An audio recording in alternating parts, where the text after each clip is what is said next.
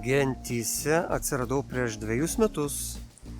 Tuo metu kaip tik buvo karantinas. Buvo sunkus laikas, galbūt buvo dar susikaupusių tam tikrų sunkumų gyvenime. Netaip daug buvo praėję laiko po tėčio mirties, mamos sveikata labai sušlubavusi, turėjau ją prižiūrėti. Tuo metu netekau darbo. Na ir per karantiną negalėjau apie visą tai pakalbėti su savo draugais, su kuriais paprastai bendraudavau. Nusprendžiau išbandyti gentis, kad tai galėtų būti tas sprendimas, kaip aš galėčiau išsiventiliuoti, kaip aš galėčiau išsikalbėti. Ir taip, dabar galiu pasakyti, tai buvo geras sprendimas. Daug pasikeitė. Pirmiausia, gal, sakyčiau, subrendau, arba, jau priėjau prie tos brandos tokios pabaigos. Sakykim taip, žiūriu į dalykus gyvenime daug rimčiau.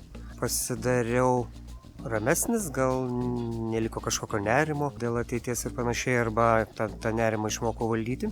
Taip pat, sakykim, vairuodamas, nes nesu toks piktas, kaip kad būdavo anksčiau, ir man nebereikia keiktis, sakykim, laukiant kamštyje. Taip pat išmokau ir, žinoma, bendrauti.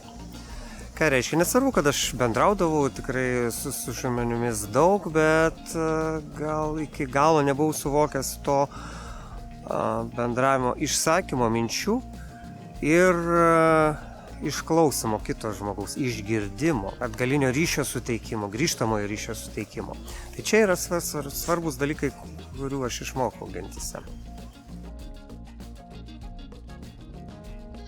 Taip, žinoma, vienareikšmiškai. Turite kažkokių bėdų ar neturite bėdų gyvenime. Ateiti gentis rekomenduočiau visų pirma dėl minčių susibūrimo, savęs surinkimo, minčių surinkimo, išsigrynimo tam tikrų dalykų, tikslų arba kaip sykis atmetimo to, ko gyvenime nereikia. Kad būtų galima paleisti lengvai tą, ką mes nešamės kažkokį per gyvenimas balastą. Tai čia vienas iš tokių svarbesnių dalykų, kas dabar man šauna į galvą.